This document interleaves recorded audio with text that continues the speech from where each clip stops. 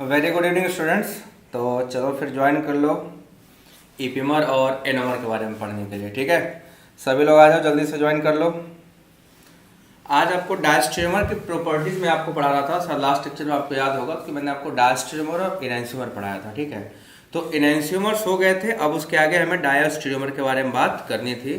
तो चलो स्टार्ट करते हैं। डायस्टेरियोमर्स क्या होते हैं? डायस्टेरियोमर्स आपको बता भी रखा हूँ, एग्जाम्पल भी करा दिया था डायस्टेरियोमर के बारे में। अब उसके आगे प्रोसीड करना है। डायस्टेरियोमर्स के बाद ईपीमर और एनोमर, दो ब्रॉड टर्म है जिसका बहुत ही ज़्यादा इंपॉर्टेंस और इससे क्वेश्चंस भी पूछे जाते हैं। तो आपको यही सिखाने वाला हूँ कि डायस्टेरियोमर्स और ईपीमर्स क्या होते हैं। ठीक है, तो सभी लोग ज्वाइन कर लो, फिर ईपीमर और एनोमर के बारे में आपको बताऊंगा। ईपीमर और एनोमर, ठीक है, तो जल्दी से ज्वाइन कर लो सभी लोग। लिंक शेयर कर दो सबको। ये आपका ईपीमर और एनोमर का लेक्चर है। ईपीमर क्या होते हैं? देखो, बहुत इंटरेस्टिंग क्वेश्चन है कि ईपीमर्स क्या होते हैं। ठीक है, ईपीमर्स क्या होते हैं, इससे क्वेश्चंस भी पूछे गए कि ईपीमर क्या होता है, ईपीमर के बारे में बताइए। तो आपको भी मैं बताऊंगा ईपीमर के बारे में, what are epimers and how epimers are different than anomers, और ये कैसे डायस्टेरियोमर है और इनकी प्रॉपर्टी क्या। तो आप देखो ईपीमर के बारे में आपको बताता है। ईपीमर एक्चुअली अगर ईपीमर की बात करें तो ईपीमर भी डायस्टेरियोमर होते हैं। ठीक है ना, ईपीमर्स आर आल्सो डायस्टेरियोमर, बट इनमें जो होता है डिफरेंट होता है कॉन्फ़िगरेशन एट कार्बन नंबर 2 और 3 और 4। पहले कार्बन को छोड़ के अगर किसी अदर कार्बन पे डिफरेंस आ जाएगा स्टीरियोकेमिस्ट्री का, तो उसको बोलते हैं ईपीमर। तो सबसे पहली पॉइंट देखो क्या है कि ईपीमर जो होते हैं, ईपीमर्स are diastereomers.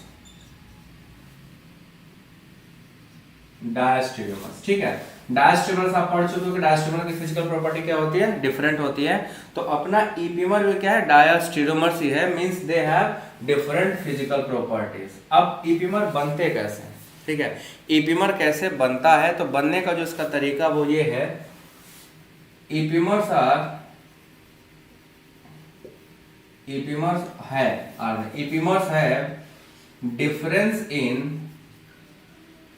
difference in configuration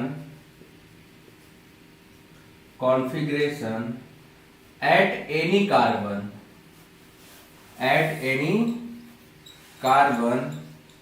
except carbon number 1। अगर किसी मॉलिक्यूल में कार्बन 1 को छोड़ के किसी अदर कार्बन पे कॉन्फ़िगरेशन में डिफरेंस आता है तो उसको ईपीमर कहा जाता है। ठीक है ना, जैसे मान लो कार्बन 1 को छोड़ के कार्बन 2 पे कॉन्फ़िगरेशन बदल गया, ईपीमर है। 3 पे बदल गया तो ईपीमर है। तो ऐसे सभी मॉलिक्यूल जिनमें क्या हो जाए, ईपीमर है, डिफरेंस इन कॉन्फ़िगरेशन, है ना, difference in configuration at any carbon except C1 को छोड़ के। कार्बन नंबर 1 को छोड़ के अगर 2, 3, 4, 5 किसी पे भी डिफरेंस आता है तो कहलाएगा ईपीमर्स। जैसे एग्जांपल के तौर पे देखो, ग्लूकोज। आप सबसे पहले देखो ग्लूकोज का स्ट्रक्चर अगर आप देखोगे तो देखो बेटा, ग्लूकोज का स्ट्रक्चर ये होता है, this is the structure of glucose, और ये आपका CH2OH है।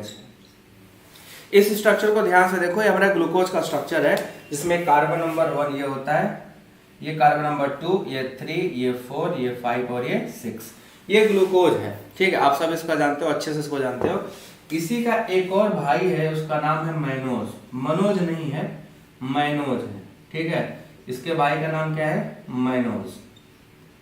इसमें अगर आप ध्यान से देखोगे तो सिर्फ कार्बन नंबर 2 को देखो, आप सभी लोग कार्बन नंबर 2 को देखो, है ना, जो कार्बन नंबर 2 था, यहां पे आपको दिखेगा कि एक कार्बन नंबर 2 का कौन, इसका नाम ग्लूकोज है, ये है ग्लूकोज, ये है मैनोज। ठीक है, मैनोज, ये ग्लूकोज है और ये क्या है, मैनोज है। तो अगर दोनों में डिफरेंस देखोगे तो बाकी सभी कार्बन का कॉन्फ़िगरेशन सेम था, 3, 4, 5 जो है सेम टू सेम है, बट कार्बन नंबर 2 देखो आपस में क्या होगा, मिरर इमेज जैसे हो गए, है ना। तो यहाँ पे कार्बन नंबर 2 का कॉन्फ़िगरेशन क्या हो गया, बदल गया। तो ये जो 1 और ये आप देख रहे हो ग्लूकोज और मैनोज, ये आपस में क्या हो गया, ईपीमर। और क्योंकि कार्बन नंबर 2 पे चेंज हुआ है तो जिस कार्बन पे चेंज होता है उसका नाम वही ईपीमर रखा जाता है।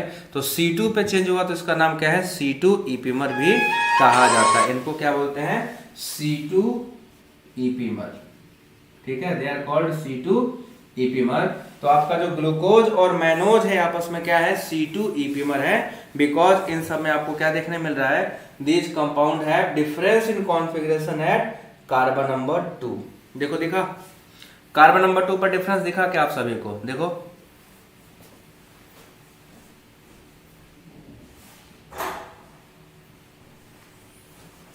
तो अगर कार्बन नंबर 2 पर डिफरेंस दिखता है तो उसको हम क्या बोलते हैं, ईपीमर। अब एक और एग्जांपल देखो गैलेक्टोज का, है ना, एक और एग्जांपल है गैलेक्टोज का। गैलेक्टोज के कार्बन नंबर 4 को देखिएगा, गैलेक्टोज में कार्बन नंबर 4 देखो, ये गैलेक्टोज है, ठीक है, गैलेक्टोज मिल्क शुगर लैक्टोज का कॉन्स्टिट्यूएंट पार्टिकल होता है। लैक्टोज बनाने में एक मोल ग्लूकोज और गैलेक्टोज लगता है। तो लैक्टोज मिल्क शुगर है, तो लैक्टोज दो चीजों से मिलकर बना है, एक का नाम है गैलेक्टोज और दूसरे का नाम है ग्लूकोज, ठीक है। अब इसमें बेटा कार्बन नंबर 4 देखो, ये वाला, ये 1, ये 2, ये 3 और ये 4।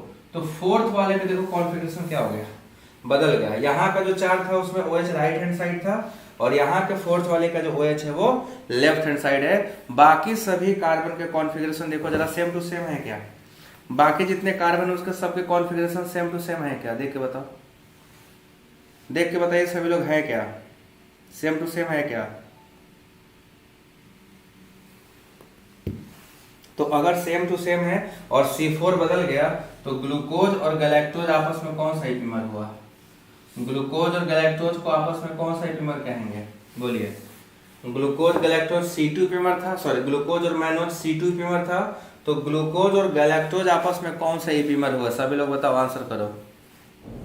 गुड इवनिंग एवरीबॉडी, चलो इसमें से आंसर करो बच्चों, ये दोनों आपस में कौन सा आइसोमर है, ये दोनों आपस में कौन सा आइसोमर है बताइए।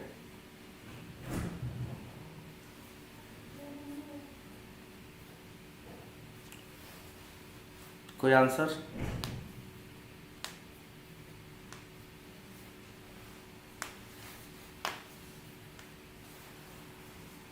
C4 ईपीमर है ना, हाँ जी C4 ईपीमर ही है, दिस इज कॉल्ड C4 ईपीमर, ठीक है। तो ग्लूकोज और गैलेक्टोज आपस में C4 ईपीमर है, ग्लूकोज और मैनोज आपस में क्या होगा, C2 ईपीमर होता है। अब देखो कभी कभी ना इसका साइक्लिक स्ट्रक्चर पूछे जाते हैं, ठीक है। तो जब साइक्लिक स्ट्रक्चर पूछे जाएंगे तो क्या हमें बनाना है, आपको वो सिखाने जा रहा हूँ। साइक्लिक स्ट्रक्चर आप ग्लूकोज अगर आपको नहीं पता होगा तो हो सकता है क्वेश्चन पूछे और आप गलत करके चले आओ। तो आपको पहले देखना है साइक्लिक स्ट्रक्चर क्या है, ठीक है ना। साइक्लिक स्ट्रक्चर जो होगा उसको देख लेते हैं।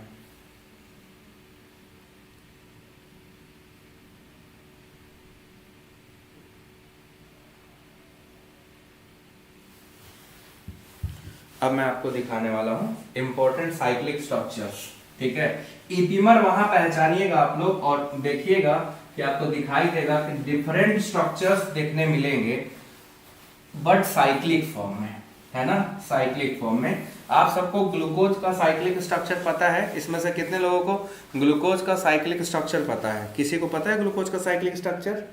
नहीं तो मैं बताता हूं, देखो ये ग्लूकोज का साइक्लिक स्ट्रक्चर है, ठीक है, हम बना रहे हैं ग्लूकोज का साइक्लिक स्ट्रक्चर। देखो ये होता है कार्बन नंबर 1, ये होता है 2, ये 3, ये 4 और ये 5, इसी के ऊपर 6 जाएगा। तो कार्बन नंबर 1 पे जो यहाँ पे OH है, ये H, ठीक है, यहाँ पे OH, यहाँ पे H, यहाँ का OH ऊपर होता है, यहाँ का H नीचे, यहाँ का OH नीचे होता है, ये ऊपर होता है, यहाँ पे H ये होता है और CH2OH, ये आपका ग्लूकोज है, ठीक है। ये देखो ये कार्बन नंबर 1 है तो 1 पे मत बात करना, 1 के OH से कोई मतलब नहीं हमको। 2, 3, 4, 5 और ये हो गया 6। तो ये आपका ग्लूकोज है, ग्लूकोज का साइक्लिक स्ट्रक्चर है, ठीक है। तो अगर आपको ग्लूकोज का साइक्लिक स्ट्रक्चर पता है तो आप ऑब्वियस सी बात है मैनोज का और फ्रक्टोज का, उसको मैनोज का और गैलेक्टोज का बना ले जाओगे। अब देखो मैं इसमें कुछ चेंज नहीं करूंगा, इसमें सिर्फ चेंज किसका हुआ है, आपको स्ट्रक्चर यही दे देगा इस तरीके से, है ना, ये स्ट्रक्चर बस बदल दिया है। तो आपको बताना कि दोनों में क्या रिलेशन है, इन दोनों में क्या रिलेशन है, कौन सा एपीमर आपको दिखाई दे रहा है और इस कंपाउंड का नाम क्या है, ठीक है, देख के बताइए। और एक और है जो तीसरा वाला जो एपीमर अभी मैंने आपको पढ़ाया, उसमें भी देखना है आपको, आप पहचान लेते हो कि नहीं, आपका इंपॉर्टेंट है कि आप पहचान पाते हो कि नहीं, है ना। चलो पहचान के बताओ,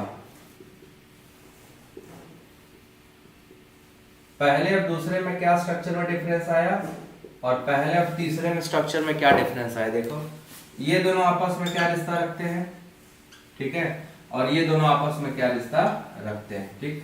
पहचान के बताओ, ये ग्लूकोज था, ये क्या था, ग्लूकोज, ये क्या है, दूसरा वाला क्या है, नाम देख के स्ट्रक्चर देख के नाम बता सकते हो क्या, सेकेंड वाले का स्ट्रक्चर देख के नाम बता सकते हैं क्या आप लोग, कोई भी आप में से कोई, गुड इवनिंग एवरीबॉडी, ठीक है, इसमें से कोई ऐसा है जो स्ट्रक्चर देख के नाम बता ले, ये वाला क्या है।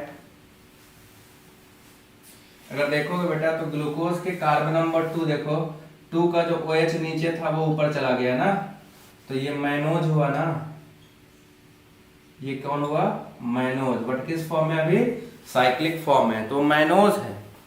हाँ प्रीति, वो मैनोज है और C2 ईपीमर है, कौन सा ईपीमर हुआ, C2 ईपीमर, वही बनाया है साइक्लिक फॉर्म में। और पहले और आखिरी वाले में चौथा कार्बन देखो, ये 1, ये 2, ये 3 और ये 4, फोर्थ कार्बन देखो चौथे का, यहाँ का फोर्थ का OH नीचे था, यहाँ का फोर्थ का OH ऊपर है, ये वाला। बाकी सभी ग्रुप सेम है, ग्लूकोज और गैलेक्टोज में सारे ग्रुप सेम है एक्सेप्ट कार्बन नंबर 4, है ना, सिर्फ कार्बन नंबर 4 का डिफरेंस है। तो जब चौथे का डिफरेंस होता है तो हम क्या बोलते हैं इसको, ये गैलेक्टोज कहलाता था, गैलेक्टोज, ठीक है। और गैलेक्टोज C4 पे डिफरेंस है तो क्या हो गया, C4 ईपीमर। तो आपसे ऐसे भी स्ट्रक्चर देके पूछ लेगा तो आपको पहचानने आना चाहिए कि किस OH के चेंज होने से ग्लूकोज से मैनोज बना, किस OH के चेंज होने से ग्लूकोज से गैलेक्टोज बना, है ना। तो 1-2 वाले क्या हो गए, C2 ईपीमर, 1-4 वाले क्या हो गए, C4 ईपीमर। तो ईपीमर समझ में आया आप लोगों को, ईपीमर्स क्लियर है सबको, सभी को वीडियो शेयर करो अपने बैचमेट्स को।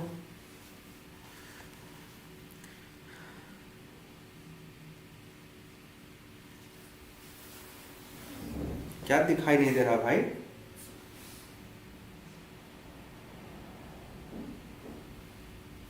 सृष्टि ने वहां पर क्या दिखाई नहीं दे रहा, दिखाई दे रहा ना सबको, क्लियर हो गया। अब आगे चलो ना, ठीक है। तो अब नेक्स्ट चलो स्टार्ट करते हैं, एनोमर क्या होते हैं, ठीक है। Now we are moving towards anomers.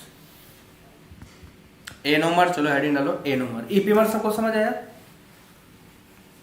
Anomers अब चलेंगे, ईपीमर सबको समझ में आया कि नहीं आया, ईपीमर सबको समझ आ गया। ईपीमर्स के पास फिजिकल प्रॉपर्टीज क्या होती हैं, डिफरेंट होती हैं, ठीक है ना। Epimers have different physical properties because they are diastereomers, ठीक है। नेक्स्ट लिखो एनोमर्स, तो नेक्स्ट हमारा है anomer.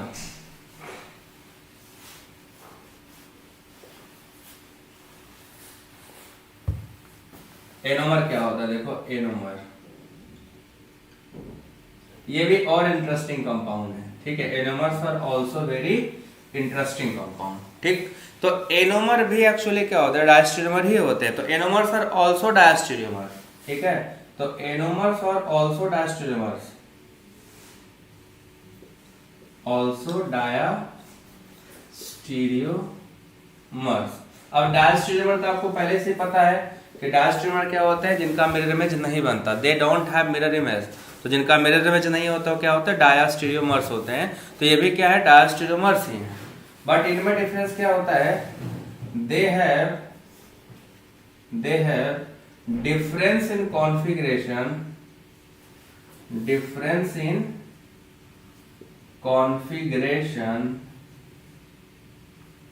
at C1। Carbon number 1 पे ही डिफरेंस होता है बस।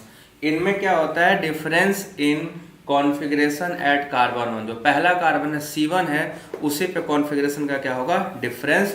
तो ऐसे कंपाउंड को बोलते हैं हम लोग एनोमर्स। तो anomers are the diastereomers having difference in configuration at carbon number 1।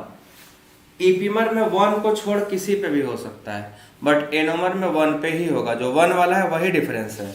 और एनोमर में हमने पढ़ा, एनोमर में पहले ही पढ़ रखा, सॉरी ईपीमर में, उसमें 2, 3, 4 किसी पे हो सकता है, बट ईपीमर में केवल 1 पे होगा। और इसके एग्जाम्पल है बेटा alpha and beta glucose. Alpha and beta glucose नाम सुना है किसी ने अल्फा एंड बीटा ग्लूकोज का, है ना? अभी बना के दिखाता हूं अल्फा और बीटा ग्लूकोज क्या होता है। यही होता है एग्जाम्पल इसका, ठीक है। अब देखो ग्लूकोज का अल्फा फॉर्म और बीटा फॉर्म, ठीक है। अभी मैंने आपको साइक्लिक स्ट्रक्चर बनाया था, याद है? इसी से हम अल्फा और बीटा निकालते हैं, ठीक है। देखो ये अल्फा और बीटा में बनाने जा रहा हूं, सब लोग ध्यान से देखना। अगर कार्बन नंबर 1 का OH नीचे साइड रहा तो अल्फा ग्लूकोज, और ऊपर साइड रहेगा तो बीटा ग्लूकोज। ये हमारा अल्फा ग्लूकोज है। कौन सा है ये? Alpha glucose. This is alpha glucose, ठीक है। ये कौन सा ग्लूकोज है? Alpha glucose. क्योंकि अल्फा ग्लूकोज में क्या होता है, कार्बन नंबर 1 का CH कहाँ है? बॉटम पे, ठीक है। और यही अभी आगे चलाएंगे हम लोग, ठीक है। अगर इसी में आगे चले आएंगे हम लोग, OH को अपवर्ड करते, जो डाउनवर्ड था OH वो अपवर्ड अगर हो गया, then this is called beta glucose. ये OH ऊपर, बाकी सारे सेम, बाकी जो जहां थे वहीं रहेगा, उसको चेंज नहीं करने का, ठीक है। यहाँ H रहेगा और OH H HCH2OH। तो देखो सिर्फ कार्बन नंबर 1 OH अभी ऊपर आ गया, इसमें OH क्या था? नीचे था। फिर आपका हो गया बीटा ग्लूकोज, बीटा ग्लूकोज। तो ये अल्फा ग्लूकोज और ये बीटा ग्लूकोज। तो आपको क्या देखने मिल रहा है कि जो ईपीमर और एनोमर्स हैं, they have difference in configuration at carbon number 1 only. सिर्फ C1 कार्बन पर डिफरेंस है। तो ऐसे स्ट्रक्चर्स को हम लोग क्या बोलते हैं? एनोमर बोलते हैं। ऐसे स्ट्रक्चर को क्या बोलते हैं हम लोग? एनोमर बोलते हैं। सभी लोग वीडियो लाइक कर लो बेटा, और जल्दी से शेयर करो। बच्चे जो जिनको पता नहीं कि क्लास स्टार्ट हो गया है, तो अपने बैचमेट को, अपने दोस्त को शेयर कर दीजिए। सभी लोग स्टेटस लगा लो एक बार, सबको पता चल जाए, ठीक है। तो आपको समझ आया? एनोमर और ईपीमर आप सभी को समझ में आया क्या? अल्फा ग्लूकोज बीटा ग्लूकोज में डिफरेंस समझ में आ रहा है? कहाँ पे हुआ? दोनों में समझ आ रहा है। और पीछे आपने पढ़ा ईपीमर, ईपीमर में समझ में आ गया। चलो जल्दी से बताइए, सबको समझ में आया? जिसको जिसको समझ में आया हैंड रेज करे, जिसको जिसको समझ में आया हैंड रेज करे। जल्दी से हैंड रेज करो, आगे चलते हैं। जल्दी से हैंड रेज करो, फिर आगे चलते हैं।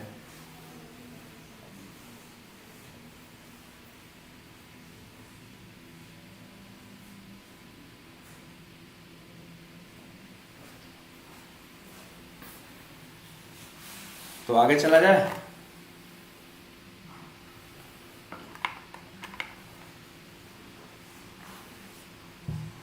चलो देखो, अब एनोमर और ईपीमर हो गए।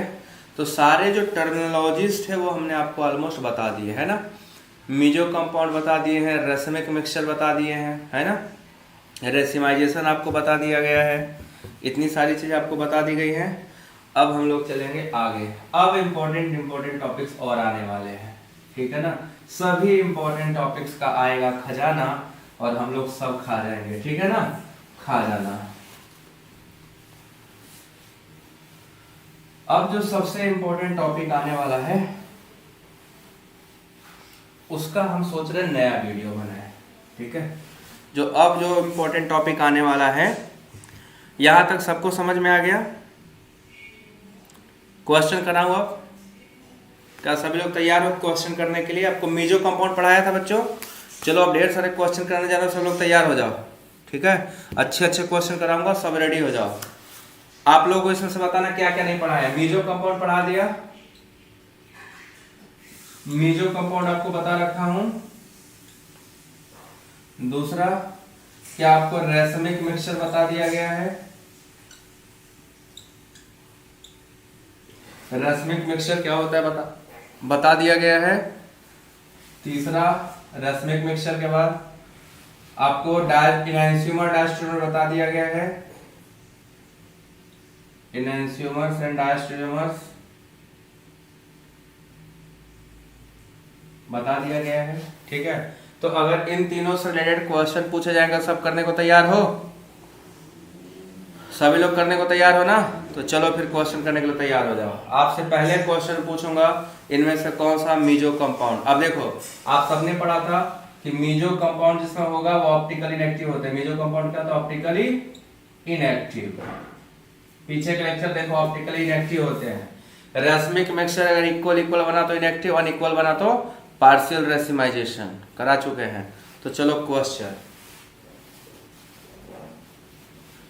ये लिखना है, ध्यान से देखो। विच of the following compound is chiral?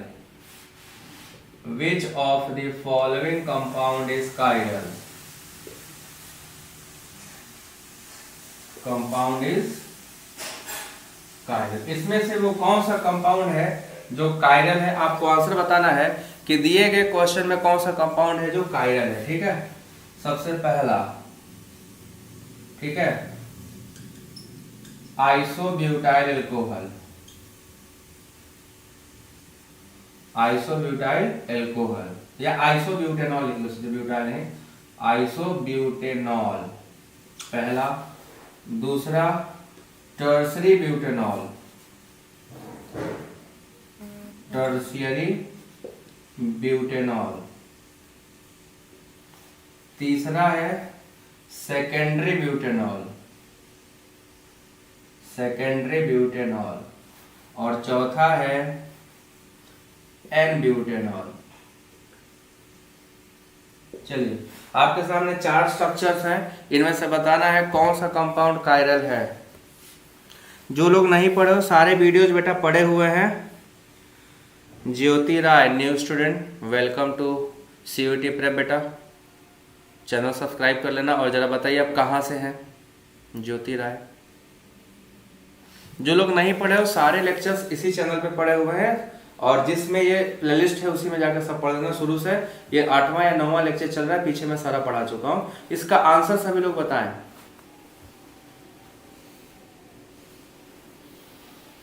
सभी लोग इसके आंसर बताएं।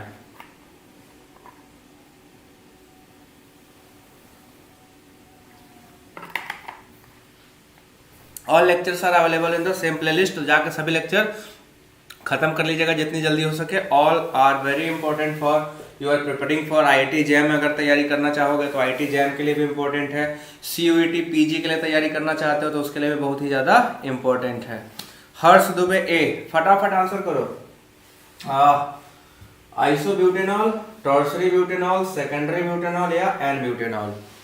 तो हर्ष दुबे ने ए बताया। और कोई हाय, कोई बहादुर जिसका आंसर बता सके?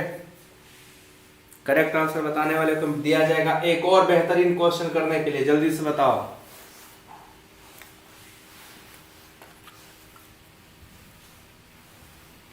आउट ऑफ 29 कोई नहीं बताने वाला है? अरे बताओ बच्चों। B, Vinayak Singh B. और कोई? तेजी से आंसर करो, तेजी से आंसर करो, तेजी से।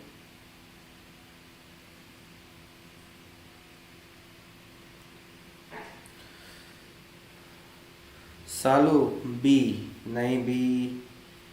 ABCD चारों कैसे होगा? गधे हो क्या? हाँ, एक ही है, चारों ऑल ऑफ देम नहीं है, ऑल आर करेक्ट नहीं है, कोई एक करेक्ट है इसमें से। Out of meaning only one is correct. तो ऑल कैसे लगा दिया? सिर्फ एक करेक्ट है। देखो, स्ट्रक्चर बनाओगे कार्बन सेंटर मिलेगा। आइसोब्यूटेनॉल इसको बोलते हैं, मैंने आपको आइसो ग्रुप बताया था। This carbon is called isobutanol. तो क्या इसमें कार्बन सेंटर है? यहाँ CH3 हो जाएगा, यहाँ हो जाएगा CH3, ये CH और ये CH2। तो देखो तो कायरल सेंटर है क्या? कायरल सेंटर है क्या? C। रिमझिम वर्षा ने बताया C। Yes, correct answer is C। Tertiary butanol ये होता है, ये है टर्सरी ब्यूटेनॉल। तो यहाँ पे देखो तो जरा, यहाँ पे किस बेसिस पे बता पाओगे भाई? यहाँ पे कायरल सेंटर है क्या? चारों ग्रुप अलग अलग है ना, तो कायरल सेंटर नहीं है, तो ये भी कायरल नहीं होगा। ठीक है, ये भी नहीं होगा। हाँ, हम भी KNPG में पढ़ाते हैं बेटा, मैं बनारस से हूँ, मैं KNPG में पढ़ाता हूँ। सेकेंडरी ब्यूटेनॉल, सेकेंडरी ब्यूटेनॉल ये है देखो, CH, OH, CH2 और CH3, ये कायरल सेंटर हो गया, देख लो, और यही आंसर है। N ब्यूटेनॉल का मतलब हो गया CH3, linear chain, CH2, CH2, CH2, OH। तो ये इसका और ये इसका। तो आप देखो सिर्फ कायरल सेंटर किसमें मिला? इस वाले में। तो जिसमें कायरल सेंटर है, वो क्या हो गया? Optical active. तो आपसे पूछा गया था फॉलोइंग कंपाउंड इज कायरल, तो सिर्फ एक कायरल है जिसमें कायरल सेंटर प्रेजेंट है। ठीक है, सभी न्यू स्टूडेंट चैनल सब्सक्राइब कर लीजिएगा, और चाहे जहां से हो, भदोही से हो, SPM वाले कॉलेज के बच्चों को भी अगर जानते हो तो उनको भी लिंक शेयर कर दीजिए। श्यामा प्रसाद वाले हैं, केशव प्रसाद वाले को अगर आप जानते हो तो उनको भी शेयर कर दीजिए। इंडिया के कोने में कोई भी अगर विद्यापीठ से रिलेटेड स्टूडेंट हो तो उनको आप ये लिंक जरूर शेयर कर दीजिएगा, क्योंकि सारे चैप्टर सेमेस्टर फर्स्ट में ही हैं और सबसे क्वेश्चन आए हैं, लास्ट ईयर भी आए थे, इस साल भी आएंगे। और मैं ये हो सकता है इसी साल कंप्लीट कर दूं, ये चैप्टर को जनवरी से पहले ही कंप्लीट कर दूं, क्योंकि जनवरी में पढ़ाऊंगा पूरा रिएक्शन मैकेनिज्म। तो आई होप कि all of you are interested in this topics और आपको मजा आ रहा होगा। ठीक है, तो चलो आगे चलते हैं। ये समझ आ गया ना, कायरल सेंटर होगा तो कायरल होगा। अगला देखो, अगला आपको आंसर करना है कौन सा ए कायरल है। ठीक है, कौन सा ए कायरल है। तो अगर आप सभी को कंडीशन नहीं याद होगा तो मैं तुरंत एक बार कंडीशन रिवाइज कर देता हूं। विच of the following is a chiral, इनमें से कौन सा ए कायरल है। तो देखो, किसी कंपाउंड को कायरल होने के लिए सिमेट्री एब्सेंट होना चाहिए और एसिमेट्रिक सेंटर प्रेजेंट होना चाहिए, है ना। किसी भी कंपाउंड को कायरल होने के लिए सिमेट्री एब्सेंट होना चाहिए और कायरल सेंटर प्रेजेंट होना चाहिए, और इसी का रिवर्स कर दोगे तो ए कायरल हो जाएगा। सिमेट्री प्रेजेंट हो, ए कायरल एब्सेंट हो, तो आपको मिल जाएगा आंसर। ठीक है, तो चलो देखते हैं अगला।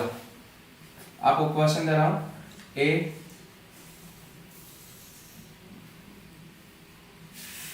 2-methyl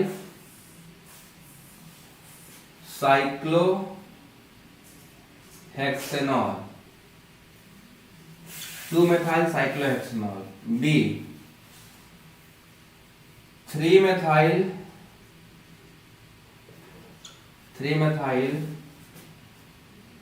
cyclohexanol,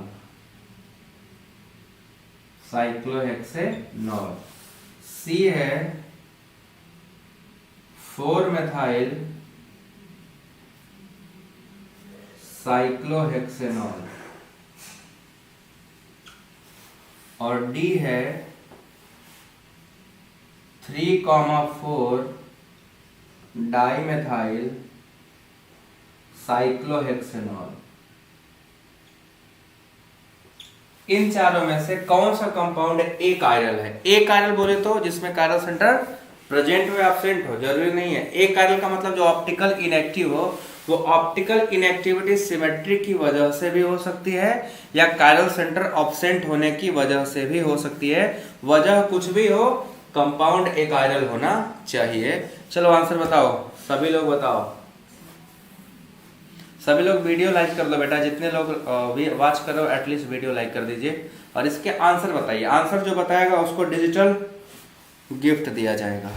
ठीक है, उसको देंगे डिजिटल गिफ्ट, बट देंगे क्या, कुछ नहीं मेरे पास गिफ्ट अभी देने के लिए, कल से देंगे। चलो बच्चा जल्दी बताओ, करेक्ट आंसर सभी लोग जल्दी से बताओ। देखो पीछे पढ़ लिया, क्वेश्चन नहीं करा तो फिर बेकार, सारा कहानी बेकार। ठीक है, तो जल्दी से बताओ सभी लोग। डी, किसी ने डी बताया, कायरल पूछा है, ए कायरल पूछा हूँ, ए कायरल, कायरल नहीं पूछा हूँ। DAC, अच्छा नाम बता दो अपना। ए आंसर आ रहा है। 2 मेथाइल साइक्लोहेक्सेनॉल एक कायरल होगा, 2 मेथाइल साइक्लोहेक्सेनॉल एक कायरल होगा। Anyone else? तुरंत कॉपी पे ड्रॉ करो, आंसर तुरंत आ जाएगा। स्ट्रक्चर ड्रॉ करो, आंसर आ जाएगा। बी, किसी ने बी बोला ना, अभी तक करेक्ट आंसर नहीं आया है। ट्राई मोर हार्डर, और बेहतर ट्राई करिए, सही नहीं आंसर। अरे देखो ना, 2 मेथाइल साइक्लोहेक्सेनॉल का शक्ल देखिए आप लोग, ये है 2 मेथाइल साइक्लोहेक्सेनॉल, है ना, 2 मेथाइल साइक्लोहेक्सेनॉल। तो इसमें कहीं से कायरल सेंटर तो है ही ना, कायरल सेंटर सिमेट्री नहीं है, तो yes correct answer is C. फिर से करेक्ट आंसर सी है, आ रहा हूं लेके, ठीक है, आ रहा हूं लेके, सी ही करेक्ट आंसर होगा। 3 मेथाइल साइक्लोहेक्सेनॉल का स्ट्रक्चर बेटा ये होगा, है ना, 3 मेथाइल साइक्लोहेक्सेनॉल। इसमें भी कहीं से प्लेन ऑफ सिमेट्री नहीं है, देख लो, है ना, कहीं से इक्वल इक्वल नहीं कटेगा। सी में आओगे 4 मेथाइल साइक्लोहेक्सेनॉल में, तो इसमें आपको सिमेट्री मिल जाएगी। आपको मैंने नोट पे लिखवाया प्लेन ऑफ सिमेट्री में कि 1,4 डाई सब्स्टिट्यूटेड साइक्लोहेक्सेन में हमेशा POS present. 1,4 di substituted cyclohexane, जितने लोगों ने क्लास करी है उन सबको पता होगा कि ये वाला जो है प्लेन ऑफ सिमेट्री बीचों बीच कट जाता है, तो इसमें प्रेजेंट होता है पीओएस, प्लेन ऑफ सिमेट्री। और जिस कंपाउंड में प्लेन ऑफ सिमेट्री होगा वो करेक्ट आंसर होगा, है ना। प्लेन ऑफ सिमेट्री किसमें प्रेजेंट है? सी में, तो सी आपका एक कायरल होगा। और 3,4 डाइमेथाइल की बात करें तो देखो, 3,4 डाइमेथाइल की बात कर लो तो 3,4 डाइमेथाइल आपका OH यहाँ हो गया, ये 3 पे मेथाइल और ये 4 पे, तो तुम यहां से अगर सिमेट्री लगाओगे तो इक्वल इक्वल ही, इधर का ग्रुप अलग इधर का अलग हो गया ना, तो इसमें पीओएस प्रेजेंट नहीं है, तो ये आपका कायरल है, ठीक है, ये कायरल है। तो सिर्फ एक कायरल कौन सा हुआ? सी। तो जिसमें प्लेन ऑफ सिमेट्री प्रेजेंट हो कंपाउंड क्या होगा? ए कायरल। बोलो सब लोग समझ में आया? हाँ सभी लोग लाइक करो, वेरी गुड, सभी लोग लाइक करो। कंजूस है सब विनायक, ये सब केवल कंजूस है सब। अगला क्वेश्चन, अगले क्वेश्चन में आपको बताना है वो कौन सा कंपाउंड है जिसमें प्लेन ऑफ सिमेट्री और सेंटर ऑफ सिमेट्री, ठीक है, प्लेन ऑफ सिमेट्री और सेंटर ऑफ सिमेट्री। देखते हैं क्वेश्चन के हिसाब से देखना, ठीक है। Question, how many of the following, how many of the following have COS, इनमें से कितने ऐसे कंपाउंड है जिनके पास सेंटर ऑफ सिमेट्री होगा। आपको क्वेश्चन ये दिया है, आपको मैं क्वेश्चन लिख रहा हूं सामने, बताना है इनमें से कितने के पास सेंटर ऑफ सिमेट्री प्रेजेंट है, ठीक है। सबसे पहला है आपका 1,2 ट्रांस 1,2 डाइक्लोरो इथीन। दूसरा है ट्रांस 1,3 डाइमेथाइल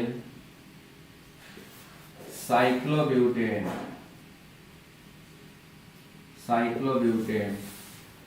तीसरा है सिस 1,4 डाइमेथाइल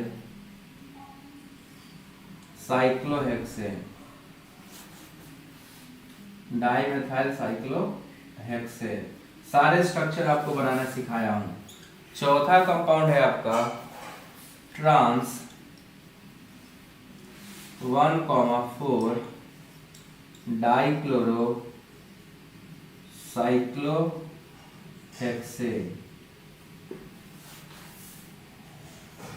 ठीक है। और एक और है आखिरी पांचवा trans 1,2 dibromo cyclohexane, sorry cyclopropane. इनमें से कितने स्ट्रक्चर के पास, सभी लोग आंसर विड्रॉ मत किया करिए, ठीक है। जो गलत हो गया तो हो गया, डजंट मैटर, ठीक है। एक बार गलती हो गई कोई दिक्कत नहीं है, आंसर विड्रॉ करने से कोई फायदा होगा?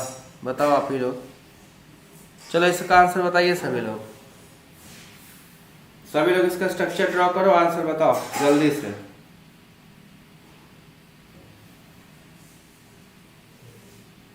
कितने के पास, how many of the following have centre of symmetry, इनमें से कितने के पास सेंटर ऑफ सिमेट्री, आपको यही बताना है बस। कितने के पास सेंटर ऑफ सिमेट्री दिख रहा है, स्ट्रक्चर दिख रहा है सबको? एक से अधिक भी सही हो सकता है, ठीक है, एक से अधिक भी सही हो सकता है।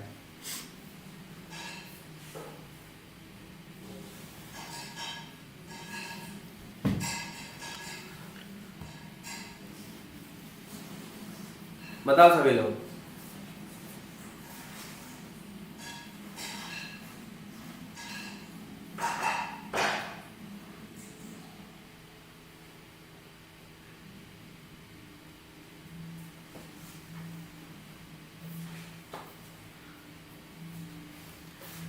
नो सर किए हैं लाइक, नहीं लाइक नहीं, मतलब जो कमेंट आप लोग करते हो ना, तो कमेंट को फिर डिलीट मत किया करिए, ठीक है।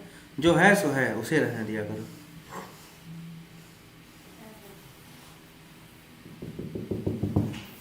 आंसर बताओ, आंसर बताओ सभी लोग। 4 और 5, 4 and 5,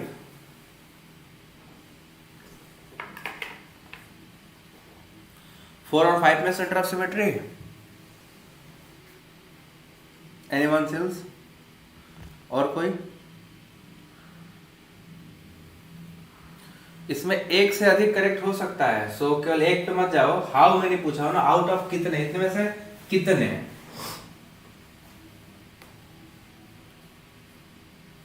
चलो दिखाता हूं। 1,2 डाइक्लोरोइथीन दिया हूं ना आपको, तो 1,2 डाइक्लोरोइथीन क्या होता है, ये ट्रांस लिखा हूं तो ट्रांस है। देखो जरा, इसमें सेंटर ऑफ सिमेट्री नहीं होगा। देखो ये क्लोरीन क्लोरीन आपस में ट्रांस, हाइड्रोजन हाइड्रोजन आपस में ट्रांस, तो इस पॉइंट से नहीं जाएंगे मैच करने, इस पॉइंट से मैच करने नहीं जाएगा। ये पॉइंट क्या होगा, सेंटर ऑफ सिमेट्री होगा कि नहीं होगा? तो पहले वाले में है ना सेंटर ऑफ सिमेट्री, फर्स्ट वाले में सेंटर ऑफ सिमेट्री दिख रहा है ना, तो पहला सिमेट्री मारो, पहले में सेंटर ऑफ सिमेट्री प्रेजेंट है। पहला तो एकदम पहला गोल दाग दो, है उसमें सेंटर ऑफ सिमेट्री दिख रहा है, तो सेंटर ऑफ सिमेट्री प्रेजेंट है। दूसरा ट्रांस 1,3 डाइमेथाइल साइक्लोब्यूटेन, तो पहले साइक्लोब्यूटेन बना लेते हैं ना, यही तो है साइक्लोब्यूटेन।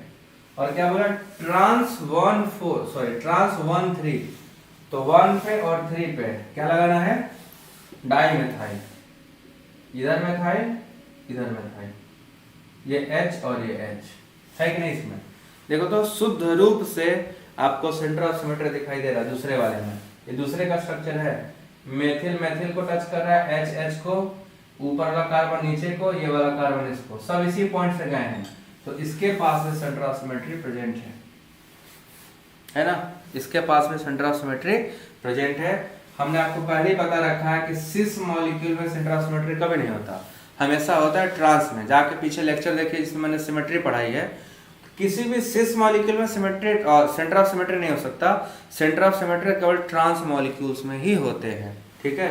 फिर अब आ जाओ 1,4 डाइक्लोरोसाइक्लोहेक्सेन, ट्रांस 1,4, ठीक है, तो ट्रांस 1,4 साइक्लोहेक्सेन पूछा है, आइए करके देखें। तो ये साइक्लोहेक्सेन बन गया, ट्रांस पे 1 और 4 पे डाइक्लोरो है, तो देखो इधर एक क्लोरो, इधर नीचे, और इधर ट्रांस करेंगे तो यहाँ क्लोरो यहाँ पे H। अब देखो मैचिंग मैचिंग, Cl Cl से मैच करता है, H H से मैच करता है, टर्सरी कार्बन टर्सरी से, सेकेंडरी कार्बन सेकेंडरी से, सेकेंडरी कार्बन सेकेंडरी से, हर जगह सेम से मैच किया, तो इसमें भी सेंटर ऑफ सिमेट्री प्रेजेंट, 1, 2 और 3 में भी प्रेजेंट है, ठीक है ना। देखो ना, आपको बनाना पड़ेगा, ड्रॉ करना पड़ेगा, ड्रॉ करोगे तभी आएगा।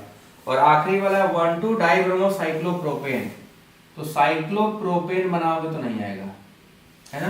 ट्रांस 1,2 बोला है, तो ट्रांस 1,2 डाइब्रोमो, चलो बना ही लेते हैं, बट यहाँ नहीं होगा, इसमें सिमेट्री कहाँ से पॉसिबल है? देखो ये कोई सेंटर से थोड़े जा रहा है, ये सेंटर से इधर वाला इसका कहाँ गया? इसका तो आएगा नहीं, तो इसमें सेंटर ऑफ सिमेट्री नहीं है। ठीक है, इसमें सेंटर ऑफ सिमेट्री नहीं है क्योंकि हर कॉर्नर से एटम सेम मैच होना चाहिए। तो this compound does not have centre of symmetry. तो आपको मिला 1 में, 2 में और 4 में। 1, 2 एंड 4 में प्रेजेंट है। देखो 1, 2 and 4 contains plane of symmetry. समझ आया? ये सेंटर ऑफ सिमेट्री निकालोगे ना सभी लोग। 4 में है, 4 में मिला, ठीक है। 1 बाई 1 बस ड्रॉ करिएगा, सबको आंसर आएगा। तुम सबने, आप सभी लोग पढ़े लिखो, आपको सबको पढ़ा रखा हूं मैं, ठीक है। आप सब बस रिवाइज करोगे, सारे आंसर लगा लोगे। आपको बता रहा हूं, ऐसे क्वेश्चन कॉम्पिटिटिव एग्जाम में भी आएंगे आगे, जब दोगे सब के सब लगा लोगे, एक भी छोड़ना मत। सारे लेक्चर याद रखना, ऑल लेक्चर्स आपके दिमाग में रहने चाहिए। जब मौका मिले रिवाइज करो, और रिवाइज करके सारे क्वेश्चन फोड़ दो। हाँ सिवाने 3 में हो ही नहीं सकता ना, 6 में कभी नहीं होता है। आपको मैंने नोट लिखवाया था, आपको याद होगा, जो बच्चे पहली क्लास कर रहे हो, 6 molecule does not contain centre of symmetry. इसमें नहीं होगा, ठीक है ना, लास्ट वाले में नहीं होगा। तो ये था आपका question based upon centre of symmetry, ठीक है। चलो नेक्स्ट देखते हैं।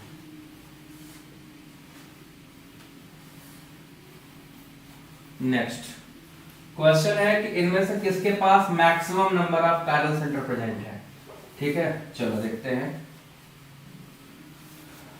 अगला क्वेश्चन है, which of the following contain maximum number of chiral centre.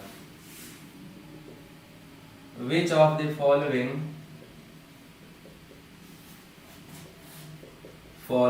Will contain maximum number of chiral centre, ठीक है। इनमें से किसके पास सबसे ज्यादा कायरल सेंटर प्रेजेंट है, अब आपको ये बताना है, ठीक है। चलो देखो स्टार्ट कर दिए बताना।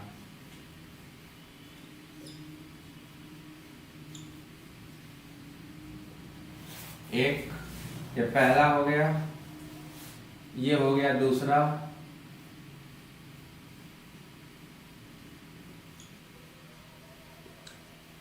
ग्लूकोज है, ठीक है। ये क्या है? ग्लूकोज।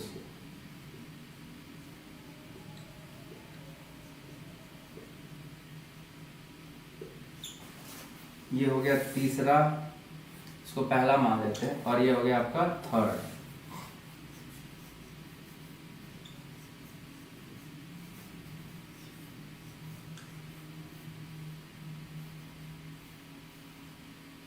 ये हो गया थर्ड, और नेक्स्ट फोर्थ है आपके पास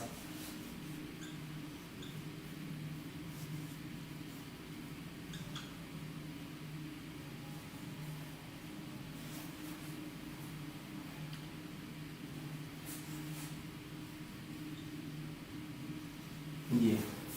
इनमें से कितने के पास किसके पास maximum number of chiral centre है? और नहीं ज्योति, उसमें एक में, 2 में नहीं था, लास्ट वाले में भी नहीं था, ठीक है ना। तो अभी मैंने जो मिटाया लास्ट वाले में नहीं था, मैंने आपको दिखाया था, तो आखिरी वाले में सेंटर ऑफ सिमेट्री प्रेजेंट नहीं होता है, ठीक है। चलो ध्यान देना उसको, ठीक। चलो इसका आंसर बताओ सभी लोग, किसमें maximum number of chiral centre है और कितना है?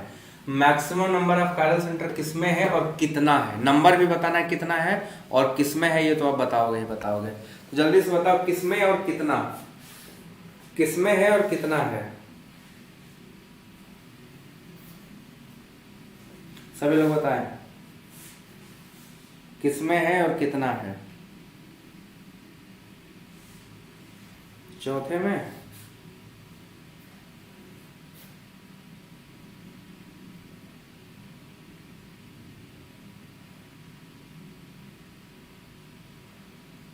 और कोई?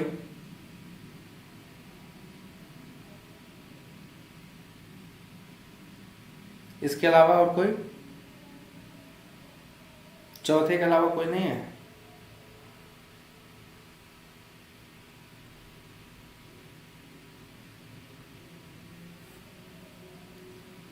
फोर्थ में दिख रहा है आप लोगों को?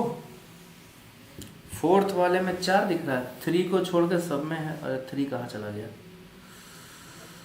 कायरल सेंटर ढूंढना है बच्चों। अरे बहुत सरल है भाई, बी में है, बी इसमें सबसे ज्यादा है। देखो एक यहाँ है, एक यहाँ है, एक यहाँ है, एक यहाँ है, एक यहाँ है, टोटल 5 है। इसमें एक यहाँ है और एक यहाँ है, टोटल 2 है। यहाँ पे अगर ढूंढोगे है ना, तो इसके इधर के इधर ग्रुप सेम हो गए। इसकी बात करोगे तो इसकी बात इधर के ग्रुप और इधर के ग्रुप क्या हो गए, सेम हो गए। इसमें कायरल सेंटर को नहीं, 0 मिलेगा, ठीक है। और इसमें बात करोगे तो यहाँ एक H है, एक ये कायरल हो गया, एक ये कायरल हो गया और एक ये, बस 3 है। इसमें केवल 3 कायरल सेंटर है। और इसमें कितने हैं, 5, इसमें कितने हैं, 2, इसमें कितने हैं, 0, एक को नहीं है। देखो 4 में 2 है, 4 में 2 कहाँ से है, 3 है, इसको नहीं लोगे, ये भी तो कायरल है। B was the correct answer, yes 2 was the correct answer. तो जितने लोगों ने 2 बताया सबका सही था। ओके, तो उम्मीद समझ में आया सबको। तो दिस वॉज ऑल अबाउट। अब देखो इतना जितना हम लोगों ने पढ़ा, these are the most important thing. अभी तक सारे टर्मिनोलॉजीज खत्म हो गए। अब कल से जो मैं लेक्चर स्टार्ट करूंगा आप लोगों के लिए, उस लेक्चर में क्या सीखने को मिलेगा कि कैसे किसी मॉलिक्यूल को 3 डायमेंशनल रिप्रेजेंट करते हैं। फिर आपको RS configuration, DL configuration, erythro threo configuration, biphenyl में ऑप्टिकल एक्टिविटी, एलिन्स में ऑप्टिकल एक्टिविटी। अब और भी बेहतर टॉपिक आएंगे। तो जितने लोगों ने अभी तक पीछे का नहीं देखा है वो सभी लोग जाके इसी में आप चैनल देख लीजिएगा, आपको मिल जाएगा। सारा कंप्लीट करिएगा आइसोमेरिज्म का chapter, and then we will proceed towards new topic. इसमें आप तैयार करने वाला हूं आपको आगे रिप्रेजेंटेशन ऑफ मॉलिक्यूल, जो कल मैं स्टार्ट करूंगा। उसमें आप पढ़ोगे कैसे किसी मॉलिक्यूल को 3 डायमेंशनली रिप्रेजेंट करते हैं, ठीक है। आप सभी लोग देखिएगा, रेजोनेंस का सारे लेक्चर मैंने अपलोड कर दिए हैं। तो जिन बच्चों ने क्लास रेजोनेंस की नहीं करी है या किसी वजह से छूट गया है, बायो ग्रुप के हो या मैथ ग्रुप के हो, तो कृपया जो मैथ वाले हैं अपने बैच को शेयर कर दें, और बच्चों को जो बायो वाले हैं वो सभी बच्चों को शेयर कर दें जो पहुंच नहीं पा रहे हैं चैनल तक, ताकि सब चैनल सब्सक्राइब कर लें, ठीक है। तो ये आपका आज का यहाँ तक का सफ़र रहा। तो उम्मीद करते हैं सबको अच्छा लगा होगा। सभी लोग चैनल को सब्सक्राइब भी कर लिए होंगे। और जो बच्चे दूर दराज के हैं, जो क्लास नहीं आ पाते हैं, दूर पे हैं, यस कल और पहले करूँगा क्लास, ठीक है। कल का क्लास का टाइमिंग और पहले रहेगा। और 25 तारीख, जो 25 है, तो 25 से कुछ छुट्टियाँ स्टार्ट हो जाएंगी हम लोग के भी कॉलेज में। तो 25 से आप लोगों को 2-2 क्लास पढ़ाऊंगा एक दिन में, ठीक है। 1 डे में 2 क्लास। और बहुत ही जल्दी केमिकल बॉन्डिंग भी पढ़ा दूंगा इसी पे। पूरा केमिकल बॉन्डिंग एग्जाम होने से पहले आपको पढ़ा के कंप्लीट करा दूंगा, ठीक है। तो thank you so much for watching. मिलते हैं कल, फिर लेक्चर को लेके आगे प्रोसीड करेंगे। कल के लेक्चर बहुत ही इंटरेस्टिंग है, बहुत ही ज़्यादा इंपॉर्टेंट है, रिप्रेजेंटेशन ऑफ मॉलिक्यूल। अगर कल का लेक्चर नहीं किए तो आगे के लेक्चर समझने में आपको डिफिकल्टी होगी। तो कल सभी लोग जुड़ेंगे और बाकी सभी को जोड़ेंगे जो बच्चे जुड़ नहीं पा रहे हैं। और कल की क्लास की टाइमिंग थोड़ा और पहले करेंगे। मैं भी पॉसिबल ये 7:30 से स्टार्ट कर दूँ मैं, ठीक है। तो कल की क्लास में पॉसिबिलिटी है 7:30 से स्टार्ट हो जाएगी, और फिर कल थोड़ा लंबा भी पढ़ाऊँगा, ठीक है। तो आज की सभा संपन्न करते हैं। Thank you so much, bye bye. मिलते हैं कल। सभी बच्चों को बता देना कल सब तैयार रहेंगे 7 से 7:30 के बीच में। Okay, tata, bye bye.